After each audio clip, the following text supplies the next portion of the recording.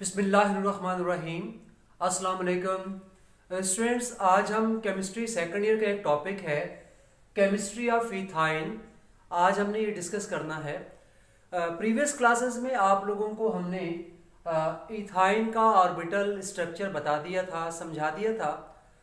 और आप जानते हैं कि इथाइन का जो फार्मूला है वो C2H2 है। और आप ये भी पहले पढ़ चुके हैं कि इथाइन में कार्बन कार्बन के दरमियान ट्रिपल बॉन्ड होता है। आज हम सबसे पहले ये देखेंगे कि इथाइन को किस तरह से प्रिपेयर किया जाता है। इसको प्रिपेयर करने के हम यहाँ पर दो मेथड डिस्कस करेंगे। पहला मेथड है कि इथाइन को हम बना सकते हैं कैल्शियम कार्बाइड से, CaC2, उसको कार्बाइड भी कहते हैं। कैल्शियम कार्बाइड को जब कोल्ड वाटर के साथ मिक्स करते हैं, मिला देते हैं। फॉर एग्जांपल देखिए, यहाँ पर ये वाटर है, इस वाटर में कैल्शियम कार्बाइड CaC2 जैसे इसके अंदर मिलाते हैं, मिक्स करते हैं, तो कैल्शियम कार्बाइड जो है फौरन इसके साथ रिएक्शन स्टार्ट कर देता है। और रिएक्शन करने के साथ ही क्या होता है कि इथाइन गैस की फॉर्मेशन शुरू हो जाती है। यहां देखें, कैल्शियम कार्बाइड को इस तरह से भी लिखा जा सकता है। इसका ये स्ट्रक्चर है, इसमें कार्बन कार्बन के दरमियान ट्रिपल बॉन्ड नजर आ रहा है और यहाँ पर कैल्शियम है जो दो बॉन्ड बनाए हुए है। अब यहाँ पर मौजूद ये जो कैल्शियम है ये OH के साथ मिलता है, कैल्शियम हाइड्रोक्साइड की फॉर्मेशन होती है। उसके बाद यहां पर मौजूद ये जो हाइड्रोजन है, इसमें से एक हाइड्रोजन इस कार्बन पर आ जाता है, ठीक है, एक और हाइड्रोजन दूसरे कार्बन पर आ जाता है। इस तरह से क्या बन जाता है, इथाइन। तो ये है इथाइन को कैल्शियम कार्बाइड से किस तरह से बनाते हैं। इसी तरह से हम इथाइन को बना सकते हैं फ्रॉम 1 to डाइब्रोमोइथेन। मतलब एक ब्रोमो 1 पर है, दूसरा 2 पर है, अलग अलग जगह पर।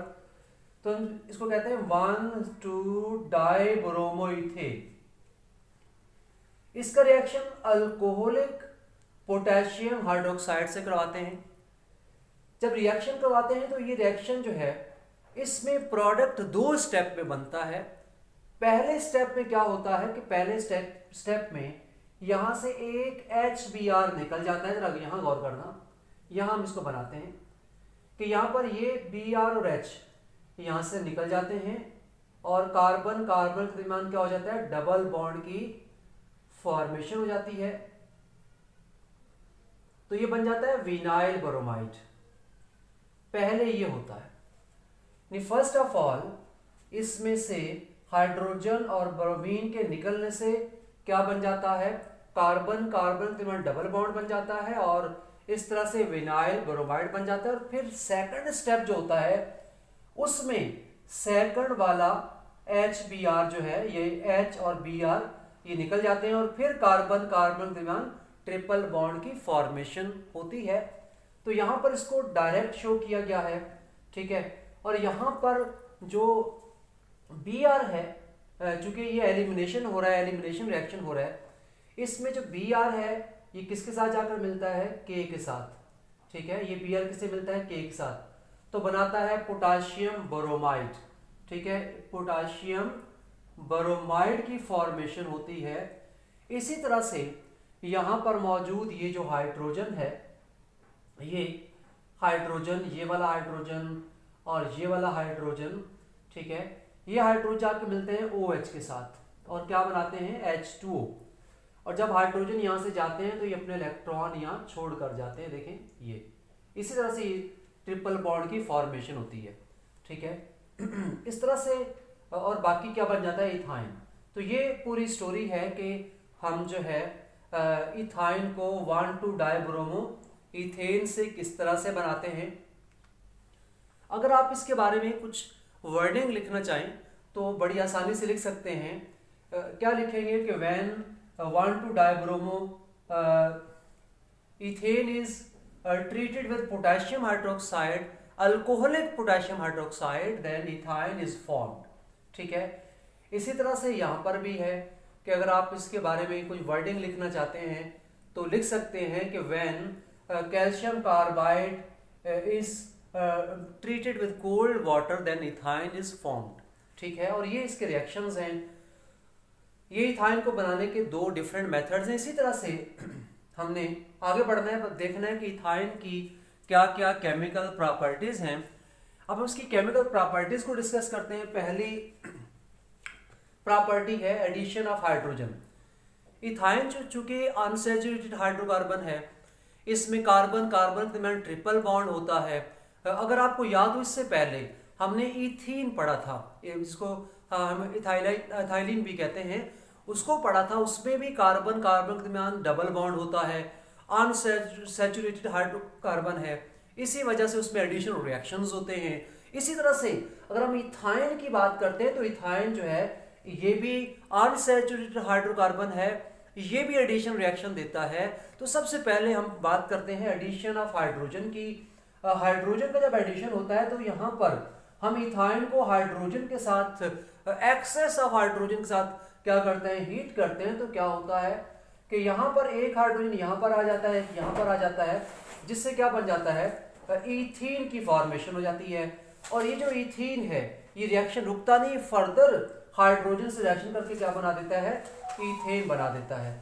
तो इस तरह से जो इथाइन है इसमें हाइड्रोजन के दो मॉलिक्यूल जो है वो ऐड हो सकते हैं. ठीक है, तो ये आपको होपफुली समझ आया होगा. इसी तरह से आगे बढ़ते हैं. आगे बढ़कर हम बात करते हैं एडिशन ऑफ हैलोजेंस की.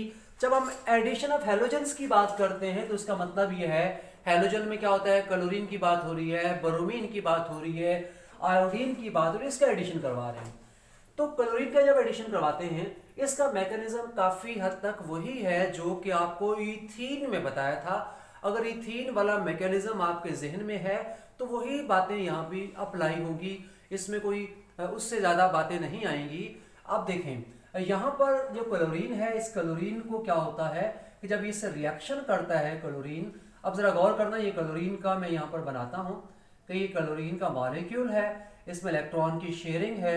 ये देखें ये क्लोरीन का मॉलिक्यूल इस तरह से स्प्लिट हो रहा है, एक तरफ नेगेटिव एक तरफ पॉजिटिव. ठीक है, एक तरफ Cl पॉजिटिव, चूंकि इलेक्ट्रॉन जिसके पास चले जाते हैं वो नेगेटिव बन जाता है. ठीक है, और चूंकि इसके अंदर पाई इलेक्ट्रॉन मौजूद हैं, पाई इलेक्ट्रॉन जो है वो क्या कहते हैं, वो इजीली अवेलेबल होते हैं. इथाइन उनको आसानी से ये पाई इलेक्ट्रॉन्स को दे सकता है. पाई बॉन्ड जो है एक वीकर बॉन्ड होता है, इलेक्ट्रॉन इजीली अवेलेबल होते हैं. तो ये पाई इलेक्ट्रॉन है, इनको ये Cl पॉजिटिव आता है, आके इलेक्ट्रॉन को गेन करता है. ठीक है, और दूसरी तरफ फिर क्या आता है, Cl नेगेटिव आ जाता है. ठीक है, चूंकि जब इलेक्ट्रॉन यहाँ शिफ्ट होते हैं तो यहाँ पर पॉजिटिव चार्ज आता है. प्रीवियस आपको इथीन में बताया था, यहाँ थोड़ा सा चले मैं बता देता हूँ. ज़रा यहाँ देख लें, यहाँ देखें कि ये जो यहाँ पर Cl आएगा, ठीक है, ये Cl कौन सा Cl आएगा, ये पॉजिटिव वाला यहाँ पर आएगा, इलेक्ट्रॉन ले लेगा.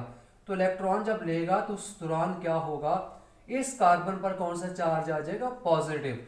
क्यों पॉजिटिव आएगा, चूंकि इलेक्ट्रॉन जब इधर शिफ्ट होंगे तो यहाँ इलेक्ट्रॉन की डेफिशिएंसी होगी. ठीक है, तो फिर ये Cl नेगेटिव यहाँ पर आएगा, ये आपको नजर आ रहा है. ठीक है, तो ये बन जाएगा 1,2 डाइक्लोरो इथीन बन जाएगा. ठीक है, और ये 1,2 डाइक्लोरो इथीन में फर्दर एक और क्लोरीन का एडिशन हो सकता है. इसी अंदाज से एक और क्लोरीन ऐड होगा तो क्या बन जाएगा, एक Cl यहाँ आ जाएगा, एक यहाँ पर. तो पहले 1 और 2 था, अब 1 1 2 2 मतलब 4 हो गए हैं, 1 1 2 2 टेट्राक्लोरोइथेन की फॉर्मेशन हो जाएगी. ठीक है, इसी तरह से और आगे बढ़ते हैं. Next addition of hydrogen halide. Hydrogen halides का एडिशन कैसे होता है. हाइड्रोजन हैलाइड मीन बात हो रही है HCl की, HBr की, HI की. ठीक है, इसकी बात हो रही है. तो यहाँ पर हम HBr का एडिशन करवा रहे हैं और यहाँ पर आपको नजर आ रहा है कि यहाँ पर पॉजिटिव चार्ज है, यहाँ पर नेगेटिव चार्ज है.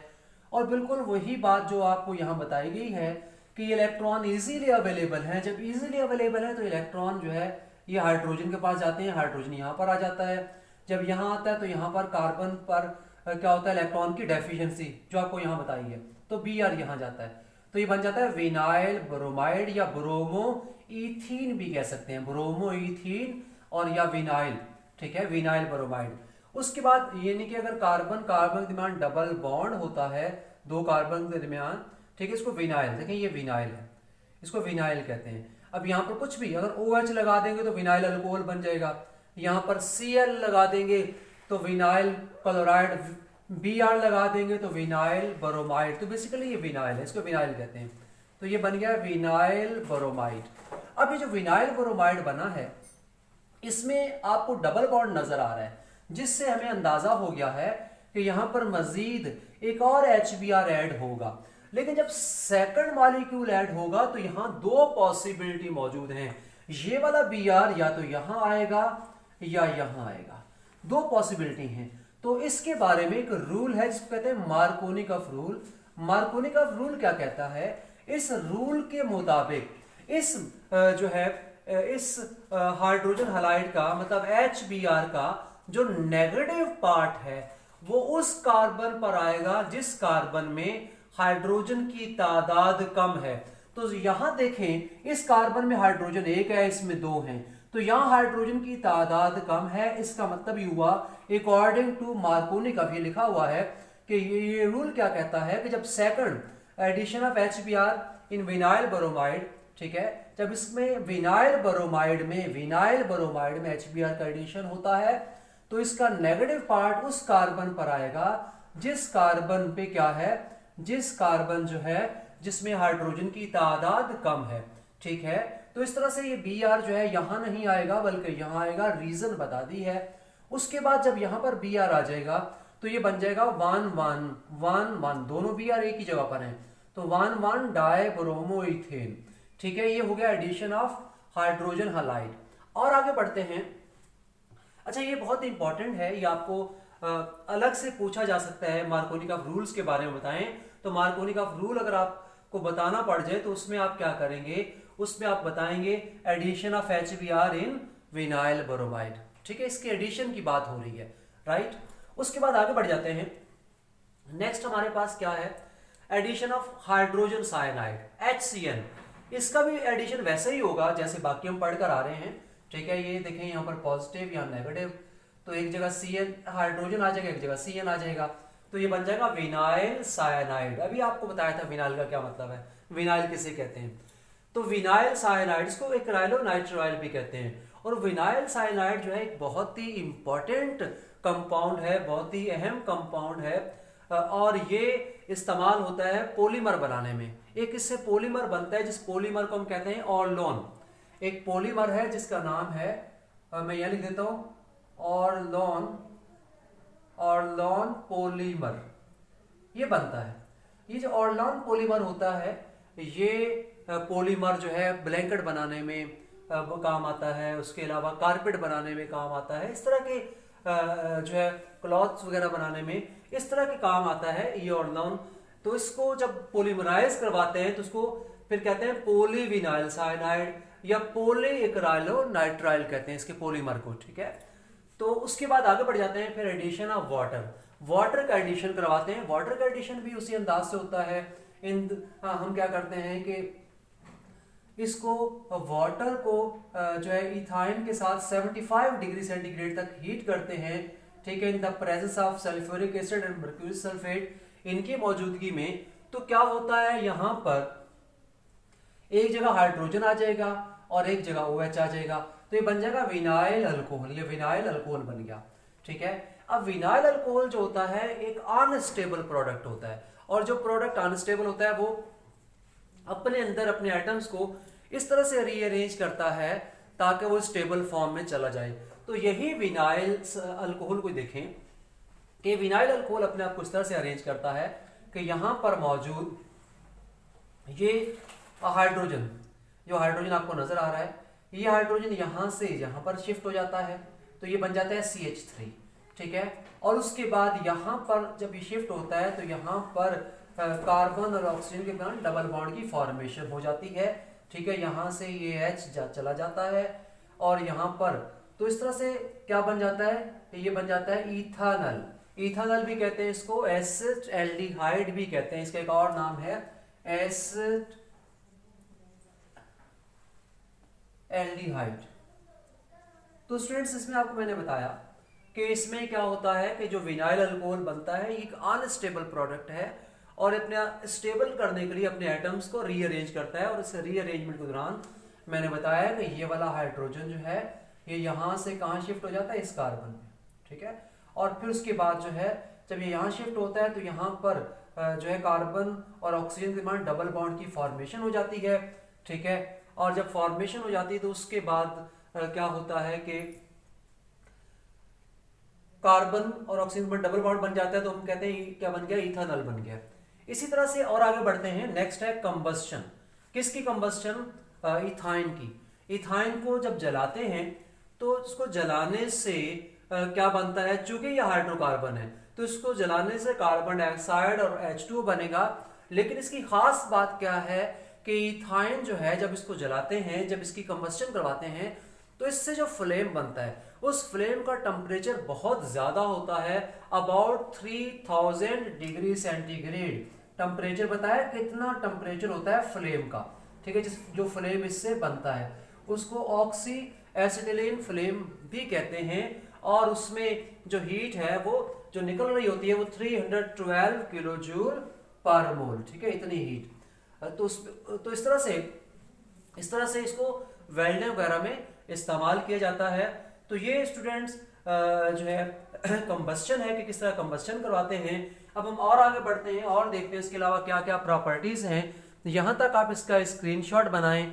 और उसके बाद एक चीज़ आपको और बतानी है कि अगर देखें इन रिएक्शंस में कोई स्टेटमेंट लिखने की जरूरत नहीं होती, अगर आप लिखना भी चाहें तो इस रिएक्शन को देखकर खुद लिख सकते हैं। जैसे फॉर एग्जांपल कोई भी एक रिएक्शन है, आपने किसी एक रिएक्शन की वर्डिंग लिखनी है, जैसे इसकी लिखनी है एडिशन ऑफ हाइड्रोजन साइनाइड, तो आप क्या लिखेंगे, when ethyne is treated with hydrogen cyanide then vinyl cyanide is formed, ठीक है। It's very simple. तो इस तरह से आप खुद से भी लिख सकते हैं इसके बारे में अगर वर्डिंग लिखना चाहें। अदरवाइज इसमें ज़्यादा इंपॉर्टेंट होता है इस इक्वेशन को, रिएक्शन को आना, ये रिएक्शन आपको आना चाहिए। रिएक्शन असल में इंपॉर्टेंट चीज़ है। बाकी उसके बारे में जैसे फॉर एग्जांपल इसके बारे में आप लिखना चाहते हैं वर्डिंग, तो क्या लिखेंगे कि व्हेन इथाइन जो है is combusted with oxygen then carbon dioxide and H2 are formed and heat high amount of heat is produced,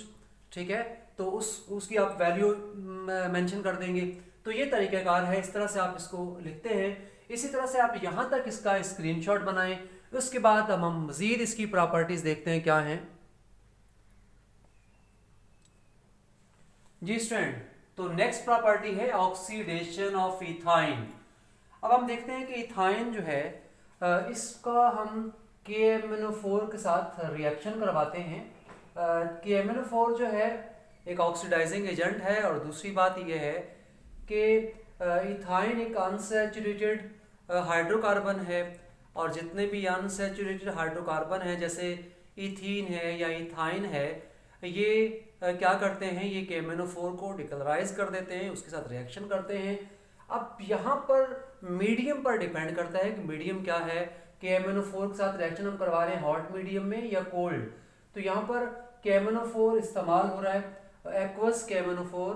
और ये मीडियम देखें क्या है, अगर हॉट मीडियम है तो इस सूरत में जो रिएक्शन होगा इसमें ये इथाइन है, इस इथाइन से क्या बन जाएगा, COOH ऑक्सैलिक एसिड। तो हम कहते हैं ऑक्सैलिक एसिड की फॉर्मेशन हो जाएगी। और अगर मीडियम जो है कोल्ड है तो ऐसी सूरत में जो है क्या होगा, ऐसी सूरत में यहाँ पर क्या बनेगा, फॉर्मिक एसिड HCOOH, ठीक है। तो फॉर्मिक एसिड बनेगा। तो ये डिफरेंट प्रोडक्ट्स हैं जो इससे बनते हैं।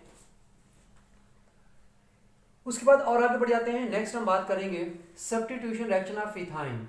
इसको हम बात करते हैं कि जो इथाइन होता है, ये स्टूडेंट आपको नजर आ रहा है, इस इथाइन में कार्बन के साथ मौजूद हाइड्रोजन जो है ये रिप्लेसेबल हैं, ये सब्स्टिट्यूशन रिएक्शन भी देते हैं। ये इस इथाइन की एसिडिक नेचर को भी शो करते हैं। इसलिए हम कहते हैं एसिडिटी ऑफ इथाइन की बात करते हैं।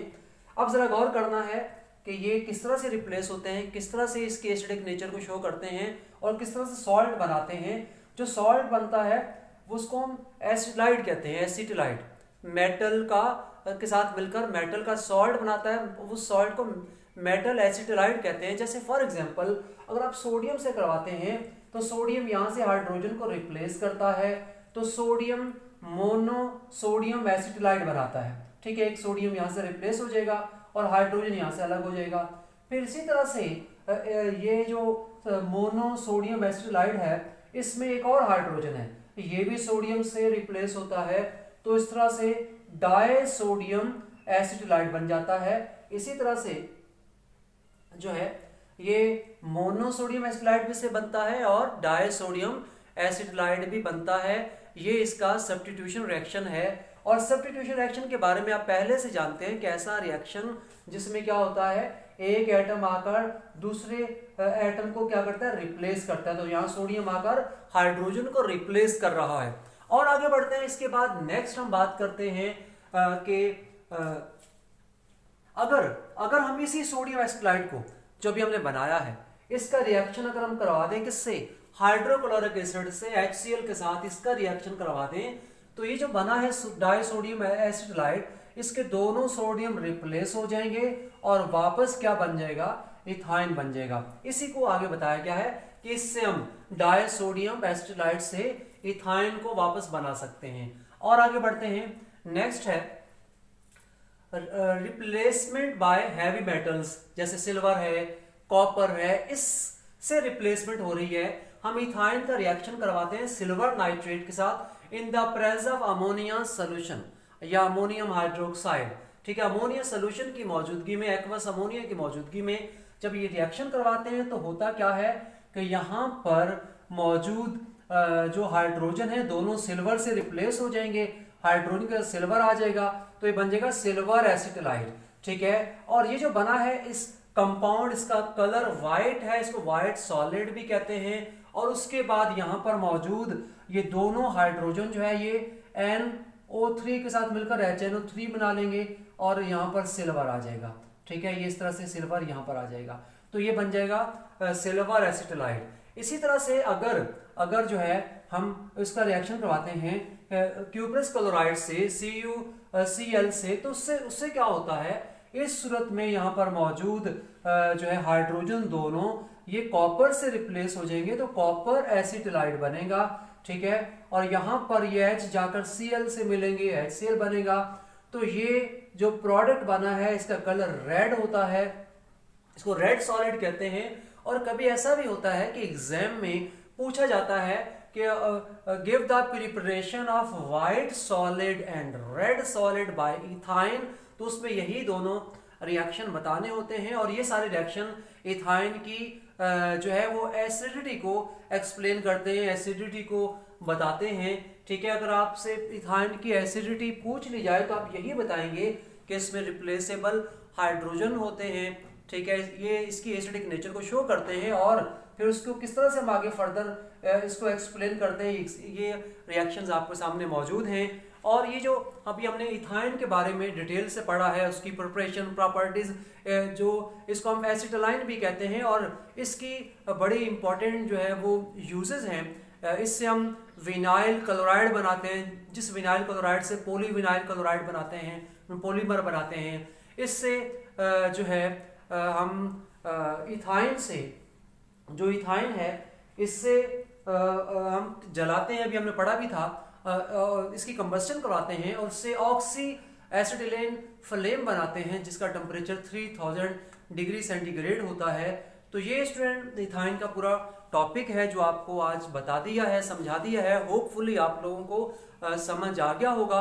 अब इंशाल्लाह ताला नेक्स्ट जो हमारा लेक्चर होगा उसमें नेक्स्ट टॉपिक को डिस्कस करेंगे। अब आप लोग इसका स्क्रीनशॉट बना लीजिए।